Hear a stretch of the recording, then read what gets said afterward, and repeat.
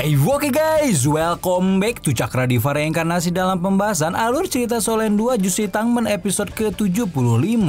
Seperti biasa kita review dulu pembahasan alur cerita di episode sebelumnya. Ya barangkali ada yang baru-baru gabung gitu ya. Jangan lupa untuk di like, komen, dan subscribe ya guys ya. Dan juga barangkali ada yang lupa ingat dimana dua putri kekaisaran Xinglo dan Tianhun bersedia menjalin hubungan aliansi dengan Sekte Tang dalam mengantisipasi kolab antara Kekaisaran Matahari Bulan dan Sekte Roh Kudus. Sementara itu turnamen Master Roh tingkat lanjut telah dimulai dan Akademi Pembimbing Roh Kekaisaran Ryu mendapatkan urutan bertarung pertama yang disengaja agar memperoleh kesempatan untuk flexing kekuatan. Kesempatan itu dimanfaatkan dengan baik oleh para perwakilan Akademi Kekaisaran Ryu karena pada putaran pertandingan individu Meng Hongchen berhasil mengalahkan ketujuh lawannya sekaligus sehingga mereka tidak perlu melanjutkan ke putaran pertandingan tim. Di episode kali ini kita akan lihat Yuho gantian unjuk gigi dan mengalahkan 7 lawannya dengan label orang cacat yang melekat di dalam dirinya.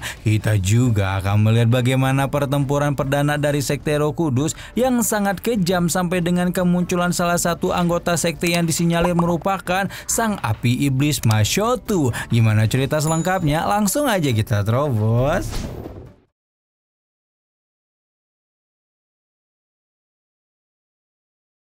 Setelah Akademi Pembimbing Roh Kekaisaran Ryu unjuk kekuatan di hari pertama, kini saatnya babak kualifikasi hari kedua tiba dan pada putaran ke-6, Sekte Tang akan bertarung melawan Sekte Dilong. Ketika satu persatu perwakilan Sekte Tang mulai memasuki arena, Pangeran Su Tianran langsung mengingat pertempuran besar 4000 tahun yang lalu di mana kala itu Sekte Tang menjadi faksi paling canggih dengan senjata tersembunyinya. Su Tianran kemudian bertanya kepada master kerajaan yang kita sebut aja dia Yono tentang seberapa banyak pengetahuannya tentang Sekte Tang. Yono kemudian menjelaskan bahwa Sekte Tang merupakan faksi dirian Dewa Laut Tangsan puluhan ribu tahun yang lalu. Yono menceritakan bagaimana kontribusi besar Sekte Tang ketika melawan Balero alias Aula Wuhun dan sayangnya dalam 1000 tahun terakhir sekte besar itu telah runtuh dan terus mengalami kemunduran. Kemunduran ini tidak lain disebabkan karena kemunculan Kekaisaran Matahari Bulan yang membawa alat pembimbing roh sehingga senjata rahasia yang digunakan oleh Sekte Tang secara perlahan mulai dilupakan. Sementara Su Tianran ngobrol dengan Yono menggibahkan tentang Sekte Tang, tiba-tiba semua orang tercekat tatkala melihat sesosok pemuda yang duduk di atas kursi roda turut memasuki arena pertandingan. Ya, pemuda itu tidak lain dan tidak bukan adalah Yuho yang membuat semua mata di stadion menunjukkan sorot kebingungan kenapa bisa ada orang cacat yang mengikuti turnamen Master Roh seperti ini. Banyak yang kebingungan, banyak juga yang menunjukkan raut tertarik tidak terkecuali Jing Hongchen yang sudah ngebet baku hantam dengan Yuho sejak turnamen Master Roh sebelumnya. Bambang sebagai pembawa acara juga mempertanyakan keputusan Sekte Tang sekali lagi, apakah benar-benar ingin mengutus anggota yang memiliki keterbatasan seperti Yuho. Namun tanpa mempedulikan semua orang, Yuho tetap masuk ke dalam arena, membuat lawan mereka menjadi marah ketika merangsek ke arah sang pemilik roh jiwa dengan cepat. Tapi ternyata Yuho!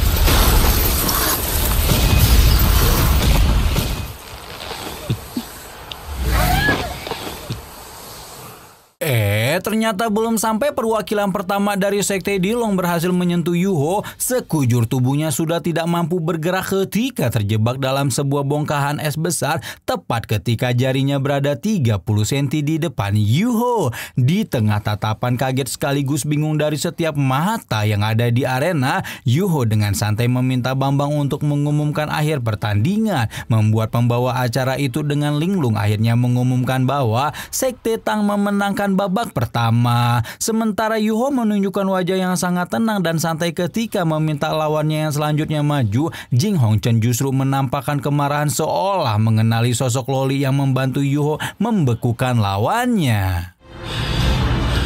Jin Hongchen langsung mengetahui bahwa gadis salju kecil itu tidak lain adalah Raja pertama Kutub Utara Sunu yang dulu sempat mereka segel di dalam gerbang neraka. Meskipun begitu, seiring berjalannya pertandingan yang benar-benar berat sebelah ini terus berlanjut dan Yuho mengalahkan lebih banyak orang, Jin Hongchen juga turut menyadari jika ada yang salah dengan gadis salju karena sang Raja Kutub Utara tidak nampak seperti binatang roh dan roh pelindung maupun teknik roh, sehingga kepala Aula Mingde itu berpikir pasti ada rahasia di balik tampilan Sunu saat ini. Namun sekali lagi tanpa mempedulikan kebingungan Jin Hongchen, Yuho terus melanjutkan pertandingan dan kini harus melawan kapten tim lawan. Kapten tim lawan yang merupakan gadis belia dengan paras luar biasa mempesona itu memperkenalkan diri dengan nama Nan QQ, membuat sorakan cu jomblo di bangku penonton auto bergema ke seluruh arena. Sama kayak kalian yang lagi nonton kan? Yuho juga memperkenalkan dirinya secara singkat dan tepat setelah pertandingan dimulai, QQ tanpa ragu sama sekali langsung melesat ke arah lawannya dengan gesit menghindari serangan Sunu dan tiba di depan Yuho dalam sekejap mata. Yuho hanya merespon serangan langsung itu dengan senyuman sebelum kemudian memanggil kalajengking es Bingbing untuk melindungi diri. QQ melepaskan beberapa serangan ke arah Yuho ketika meminta pemuda itu untuk berhenti bersikap sok lemah dan menyalakan api merah muda yang secara mengejutkan dapat melelehkan es ekstrim yang Yuho miliki. Akhirnya Yuho menyadari bahwa api QQ memiliki kemampuan untuk melenyapkan atribut kekuatan spiritual dan hal itu mau tak mau membuatnya mulai merasa hati-hati kepada kapten tim sekte Dilong tersebut. Kendati demikian, QQ benar-benar tidak menahan diri sama sekali dan bergerak dengan cepat ketika melompat ke sana kemari untuk melayangkan pukulan tak terhitung jumlahnya kepada Yuho, menyebabkan perisai es tidak mampu mengikuti gerakannya sehingga Yuho pun menggunakan gangguan spiritual untuk membuat serangan QQ meleset. Meleset. Astagfirullah. Melihat Yuho tak bergeming sama sekali dari tempatnya, membuat QQ akhirnya merasa kesal dengan jumawa, berkata dia pasti akan mengalahkan orang di atas kursi roda seperti Yuho. Bahkan sesumbar akan membuat semua anggota sekte Dilong mengikuti marga Yuho kalau sampai dirinya kalah. Sementara pertandingan Yuho dan QQ masih berlangsung dengan intens, Yono di kursi kebesarannya justru tertarik dengan roh pelindung naga merah kapten sekte Dilong karena dilihat dari atributnya, sang master kerajaan itu tahu bahwa QQ merupakan master roh jahat bawaan lahir. Di sisi lain, QQ memulai serangannya lagi kepada Yuho dan kali ini menggunakan salah satu teknik roh andalannya, yaitu cahaya pemusnah.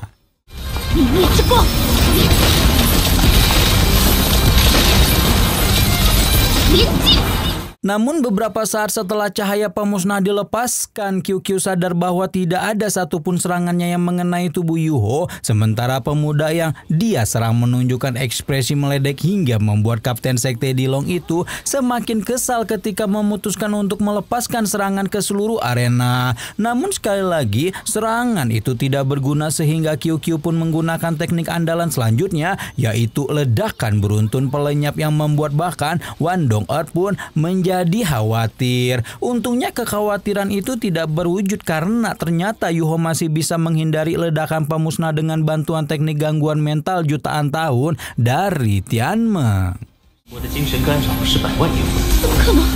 QQ harus mengakui bahwa Yuho yang awalnya dianggap sebagai orang cacat memang sangatlah kuat, dan karena itu pula dia tidak ragu untuk menggunakan teknik pamungkas cakar pamungkas yang memang menurutnya merupakan musuh alami dari master roh tipe spiritual seperti Yuho. Sepersekian detik kemudian muncul sebuah cakar raksasa dari langit dan membawa energi pemusnahan yang bisa dirasakan dengan jelas oleh semua orang. Namun sekali lagi Yuho tampak tenang sebelum kemudian meminta Sunu untuk melepaskan salah satu dari Tridharma teknik tertingginya, yaitu telapak kaisar salju yang secara mengejutkan benar-benar berhasil mengalahkan cakar pemusnah QQ.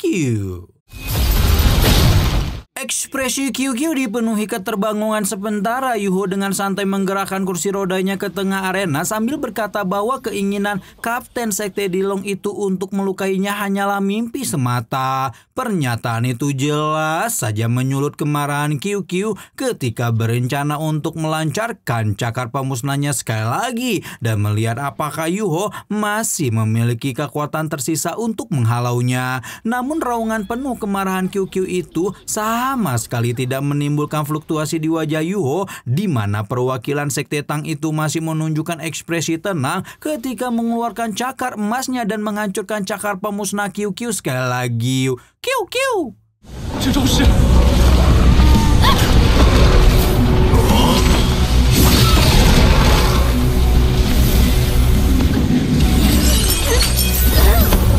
模拟。 Sementara QQ masih merasa pusyang dengan kehancuran cakar pemusnah, Yuho sudah berada di depannya dengan cakar emas dan bertanya apakah pemilik naga merah itu masih ingin melanjutkan pertandingan. QQ menunduk lemah ketika akhirnya berkata bahwa dia dan seluruh perwakilan Sekte Dilong mengaku kalah, membuat sorak-sorai kembali memenuhi arena ketika melihat bagaimana perwakilan tanda kutip cacat dari Sekte Tang ini juga membuat gebrakan dengan mengalahkan 7 lawan. Sementara semua orang mengeluh-elukan nama Yuho, di bangku pimpinan Jing Hongchen berdiri dengan marah ketika meminta Su Tianran untuk tidak melepaskan Yuho karena pemuda itu tidak salah lagi telah mencuri master roh ratusan ribu tahun yang mereka miliki. Mendengar kecupuan Jing Hongchen, Su Tianran, dan bahkan Juji yang sebelumnya berusaha menutupi informasi apapun yang dia miliki tentang Yuho langsung terkejut, tidak menyangka sama sekali pemuda yang berada di atas kursi roda itu terlihat dan kong kali kong dengan penyerangan Sekte Benti untuk mendapatkan Sunu. Lebih dari itu, bakat dan kemampuan yang ditunjukkan Yuho mulai dari memenangkan turnamen Master Roh sebelumnya bersama 7 Moses Rek lain serta keterampilan sebagai master pembimbing roh yang sangat mumpuni selama pertukaran pelajar berlangsung sudah cukup membuat Jing Hongchen yakin jika pemuda itu tidak salah lagi akan menjadi ancaman besar bagi kekaisaran matahari bulan. Singkat cerita, babak pertama turnamen Master Roh tingkat lanjut telah berakhir dan dari 167 peserta hanya tersisa 84 tim saja yang bisa melanjutkan perjalanan menuju babak kedua. Meskipun telah memasuki babak kedua, sistem yang digunakan masih sama dengan babak sebelumnya, yaitu pertarungan individu sampai 7 poin baru dilanjutkan dengan pertandingan tim di putaran selanjutnya. Nah, pada babak kedua ini akan terjadi pertandingan yang telah ditunggu-tunggu oleh semua orang, yaitu pertandingan Akademis Rek yang memang pada babak pertama mendapatkan bye sehingga langsung lanjut ke babak kedua. Pada penampilan pertamanya ini, Akademis Rek yang sekarang sudah mengutus tim barunya akan melawan Sekte Tianli, di mana segera setelah memasuki arena, Kapten Sekte Tianli langsung mengajukan permohonan untuk bernegosiasi dengan Akademis Rek dan meminta lawan mereka untuk langsung melakukan pertarungan individu. Bambang menoleh ke arah Akademis Rek untuk meminta persetujuan dan berhubung menurut penilaian yang dilakukan Bu Guru Zhou, kemampuan bertarung mereka baik individu maupun tim sama-sama lebih unggul. Wang Qiu'er selaku kapten tim pun segera memberikan persetujuan. Baru setelah Akademis Rek memberikan persetujuan, pertempuran perdana dari juara bertahan turnamen edisi sebelumnya itu pun secara resmi telah dimulai.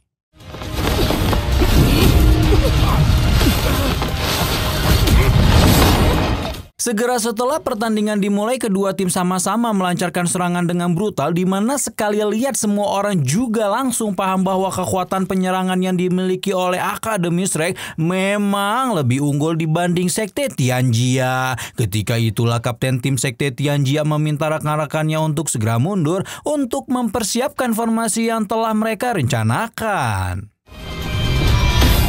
Sesuai instruksi kapten, para perwakilan sekte Tianjia mulai mendekat satu sama lain ketika melemparkan armor di tangan mereka untuk membentuk satu kesatuan tubuh. Ketika melihat hal ini, Yuho akhirnya paham bahwa alasan sekte Tianjia menginisiasi pertempuran tim adalah karena mereka memiliki teknik gabungan yang kuat. Dan benar saja apa yang dipikirkan Yuho, bahkan ketika 7 Moses Rex yang baru menyerang beramai-ramai ke arah formasi Tianjia, mereka bertujuh langsung dikirim terbang ke belakang tidak terkecuali Wang Qiu'er yang memiliki roh pelindung dengkotnya monster roh tipe penyerang. Armor bulu raksasa yang melindungi seluruh anggota sekte Tianjia itu mulai melepaskan semacam serangan bulu tajam, membuat Ning Tian selaku master roh pendukung mulai melepaskan kekuatan pagoda cahaya jibaunya dan membantu Wang Qiu'er untuk meningkatkan kecepatan. Dukungan Ning Tian benar-benar membuat Wang Qiu'er bergerak dengan lebih cepat, dan ditambah dengan penghentian waktu dari rekannya yang lain, pemilik roh pelindung naga emas itu pun berhasil menghancurkan armor Tianjia. Baru setelah armor dihancurkan, 7 Moses Rex lain yang memang secara individu lebih kuat langsung melancarkan serangan dan hanya dalam sekejap berhasil meluluhlantahkan seluruh anggota sekte Tianjia. Kemenangan besar Akademis Rex ini membuat penonton sekali lagi riuh memahami bahwa bahkan setelah mengalami pergantian pemain, akademi terkuat di benua Dolu itu bukanlah lawan yang mudah untuk dikalahkan. Sementara riuh penonton terus meneriakan nama Akademis Rex, Yuho merasakan setitik pening di kepalanya saat merasakan ada napas spiritual yang sangat familiar, di mana napas spiritual itu berasal dari area di mana sekte Roh Kudus berada. Sebelum Yuho dapat mengenali siapakah pemilik napas spiritual tersebut, sang pemilik napas sudah lebih dulu beranjak pergi karena memang sebentar lagi waktunya sekte Roh Kudus akan menjalani pertandingan kedua mereka. Ketika melihat pertandingan berakhir, Macan yang sedang ngobrol dengan Mang Hongchen harus mengakui bahwa Akademis Rex tanpa Yuho juga merupakan satu tim yang kuat. Namun meski Akademis Rex dan sekte Tang yang didukung oleh Yuho tidak salah lagi adalah kandidat terkuat untuk memenangkan turnamen, menurut Macan peserta yang paling menakutkan justru adalah sekte Roh Kudus. Dan benar saja apa yang dipikirkan Macan, karena segera setelah pertandingan dimulai, perwakilan sekte Roh Kudus langsung menunjukkan kekejaman luar biasa dengan memenangkan pertandingan tanpa menyisakan satu helak napas pun tersisa dari lawannya. Kiu kiu kiu kiu kiu kiu, cewek cewek. Waduh, edan juga nih episode ya baku hantamnya guys. Yo, udah dianggap cacat masih aja OP. Terus muncul lagi nih sosok lain yang agak suspicious gitu ya pas akhir-akhir, yang meskipun belum muncul nih namanya, kalau dilihat dari bentukan dan rambut merahnya yang ikonik itu, dia kemungkinan besar Mashotu nggak sih? Coba menurut kalian benar nggak dia itu Mashotu? Komen di bawah ya, barangkali ada yang udah tahu identitasnya si Mbak rambut merah. Kalau gitu video kali ini sekian dulu dan sampai jumpa di video besok. BTT Harama di sini dan seluruh jajaran tim Cakra Diva Reinkarnasi mengucapkan selamat nonton. Kan udah beres. Selamat istirahat.